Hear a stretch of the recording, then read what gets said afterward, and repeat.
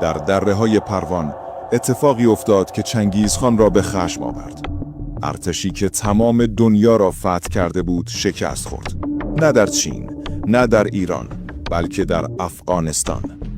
سپتامبر 1221 یک سلطان بی امپراتوری، 30,000 مغول شکست ناپذیر و 2 روز که تاریخ را تغییر داد. جایی در شمال کابل، سلطان جلال الدین خوارزمشاه، مردی که امپراتوریش نابود شده بود، خانواده‌اش کشته شده بودند، اما در پروان او کاری کرد که هیچ کس باور نداشت ممکن باشد. ارتش چنگیزخان را شکست داد. این نبرد تنها یک پیروزی نظامی نبود. این نماد مقاومت بود. نماد اینکه مغول‌ها شکست ناپذیر نیستند و نماد شجاعتی که تاریخ هرگز فراموشش نکرد. پروان در طول تاریخ همواره یک نقطه استراتژیک بوده است. این منطقه در محل تقاطع دره قوربند و دره پنجشیر قرار دارد، نزدیک به شهر امروزی چاریکار.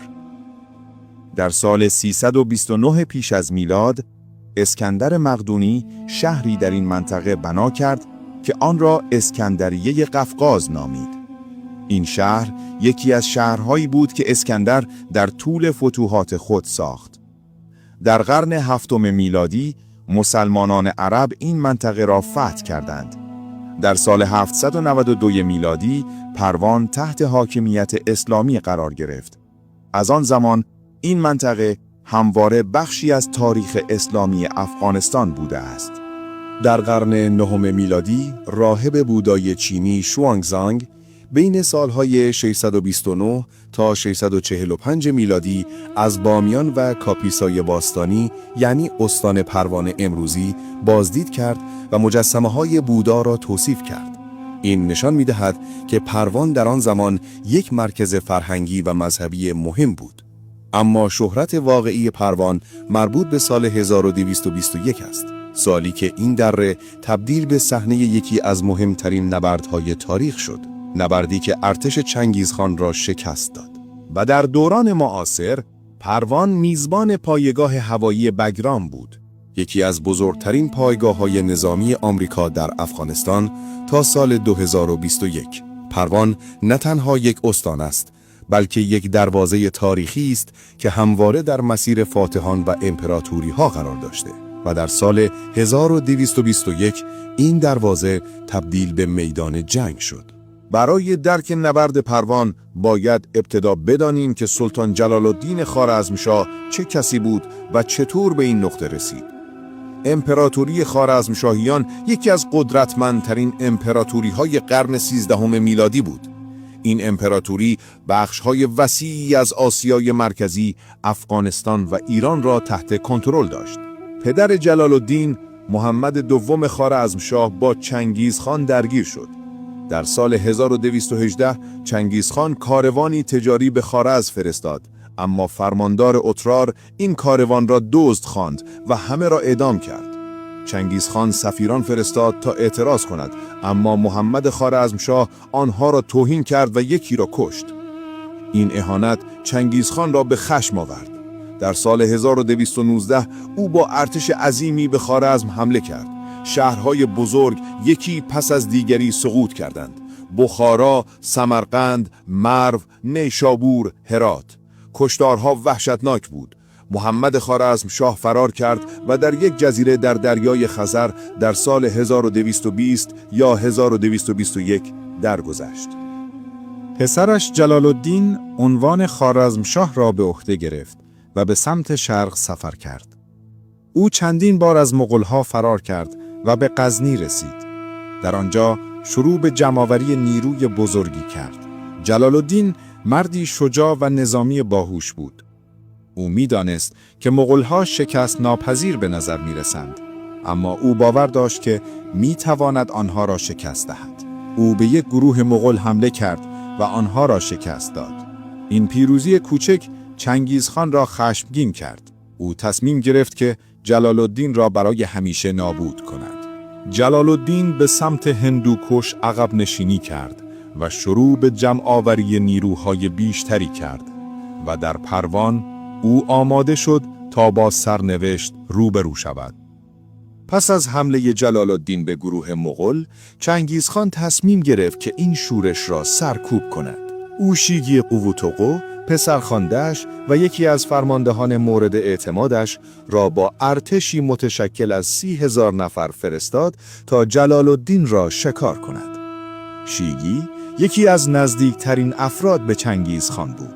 او توسط مادر چنگیزخان به فرزندی پذیرفته شده بود. شیگی یکی از اولین مغول‌هایی بود که سواد آموزی یافت و نقش مهمی در تدوین قوانین مغول داشت.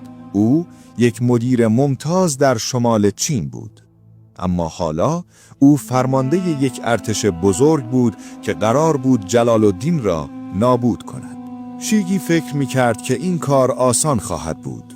آخرین خوارزمشاه فقط یک شاه فراری بود که از امپراتوریش چیزی باقی نمانده بود. چطور می‌توانست در برابر 30,000 سرباز مغول مقاومت کند؟ اما جلال الدین در حال آماده شدن بود. او به هندوکش رفت و شروع به جمع آوری نیرو کرد و چیزی شگفت‌انگیز اتفاق افتاد. او توانست ارتشی قابل توجه جمع کند. ارتشی متشکل از جنگجویان محلی افغان که از هجوم مغول خشمگین بودند. جلال الدین می‌دانست که مغول‌ها در جنگ‌های میدانی باز بسیار قدرتمند هستند. تاکتیک معمول آنها شامل حمله سریع سوار نظام، تیراندازی با کمان و محاصره دشمن بود. پس او باید تاکتیکی متفاوت اتخاذ می‌کرد. در سپتامبر 1221 دو ارتش در پروان شمال کابل روبروی هم قرار گرفتند.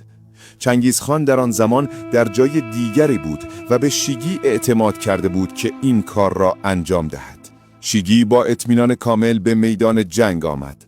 او فکر می‌کرد که این فقط یک عملیات تمیزکاری است، اما او اشتباه می‌کرد و این اشتباه تبدیل به یکی از تحقیرآمیزترین شکست‌های مغول در تاریخ شد. نبرد پروان در سپتامبر 1221 آغاز شد. دو ارتش روبروی هم قرار گرفتند. 30,000 مغول تحت فرماندهی شیگی و ارتشی متشکل از 30 تا 60,000 نفر تحت فرماندهی جلال الدین. جلال الدین تاکتیک هوشمندانه‌ای اتخاذ کرد. او نیروهای خود را در 3 بخش تقسیم کرد: بال راست، بال چپ و مرکز. او خودش در مرکز قرار گرفت. روز اول نبرد شروع شد. مغول‌ها طبق معمول حمله کردند. سوار نظام سریع، تیراندازی با کمان و تلاش برای محاصره دشمن. اما جلال الدین آماده بود. در یک لحظه حساس، یکی از فرماندهان جلال الدین به نام ایغراق به همراه نیروهایش حمله کرد. اما مغول‌ها ناگهان ضد حمله کردند و 500 نفر از نیروهای ایغراق کشته شدند. وقتی جلال الدین این صحنه را دید، او شخصاً وارد میدان شد. او با شجاعت به مغول‌ها حمله کرد و آنها را مجبور به عقب نشینی کرد. نبرد 2 روز طول کشید. مغول‌ها باز هم حمله کردند، اما تاکتیک‌های جلال الدین کارآمد بود. او از جغرافیای منطقه استفاده کرد. از دره‌ها و ارتفاعات بهره برد و مغول‌ها را در تله انداخت. در پایان روز دوم ارتش مغول شکست خورد. تلفات آنها بیش از نیمی از نیروهایشان بود. بسیاری از سربازان مغول زنده دستگیر شدند و آنچه بعد اتفاق افتاد وحشتناک بود. آنها اسیران مغول را با میخ کوبیدن در گوشهایشان کشتند. این نوعی مجازات بود که جلال الدین برای انتقام کشتارهای مغولی انتخاب کرد. شیگی شکست خورد و فرار کرد. برای اولین بار ارتش چنگیزخان در یک نبرد میدانی بزرگ شکست خورده بود. خبر این شکست به سرعت پخش شد. شهرهایی که قبلاً تسلیم مغول شده بودند، از جمله مرو و هرات، شورش کردند. جلال الدین تبدیل به قهرمان شد. او نشان داده بود که مغول‌ها شکست ناپذیر نیستند. اما این پیروزی قیمت سنگینی داشت، چون چنگیزخان حالا خشمگین بود. خبر شکست در پروان چنگیزخان را به خشم آورد. او نمی‌توانست این تحقیر را تحمل کند. او تصمیم گرفت که خودش شخصاً جلال الدین را شکار کند. چنگیزخان نیرویی بیش از 50,000 نفر جمع کرد و به سمت افغانستان کنونی حرکت کرد. او دیگر قصد نداشت این کار را به فرماندهانش بسپارد. او می‌خواست خودش جلال الدین را نابود کند. اما در همین زمان یک فاجعه دیگر برای جلال الدین رخ داد. در میان ارتش او اختلاف بر سر غنایم جنگ پروان ایجاد شد. برخی از فرماندهان او با هم درگیر شدند و بخش بزرگی از ارتش او از هم پاشید. جلال الدین که حالا تنها با نیرویی کوچکتری باقی مانده بود، نمی‌توانست با چنگیزخان مقابله کند. او به سمت شرق عقب نشینی کرد، به سمت رودخانه سند. در نوامبر 1221 فقط 2 ماه پس از پیروزی در پروان، دو ارتش دوباره روبروی هم قرار گرفتند، این بار در کنار رودخانه سند. این نبرد به نام نبرد سند شناخته می شود. چنگیزخان با ارتش بزرگ خود توانست ارتش جلال الدین را محاصره کند و در نبرد بعدی آنها را در هم کوبید. جلال الدین در یک اقدام ناامیدانه به رودخانه سند پرید و به ساحل دیگر رسید. گفته می شود که چنگیزخان وقتی این صحنه را دید گفت از پدر پسر چنین باید، اما او همچنان می‌خواست او را بکشد.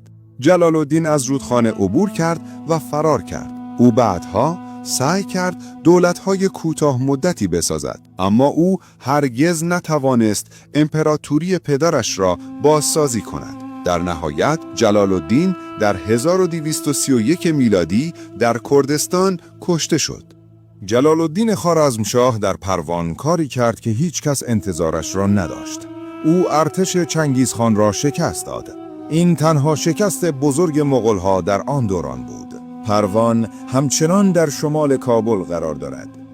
درهایی که شاهد آن نبرد حماسی بودند هنوز هم آنجا هستند و هر بار که کسی از آنجا می‌گذرد داستان آن 2 روز سپتامبر 1221 را به یاد می‌آورد. داستانی از شجاعت، پیروزی، خیانت و شکست. داستانی که نشان می‌دهد حتی در تاریک‌ترین لحظات تاریخ امید وجود دارد. این بود نبرد پروان، نبردی که مغول‌ها شکست خوردند و جهان فهمید که حتی چنگیزخان هم شکست ناپذیر نیست.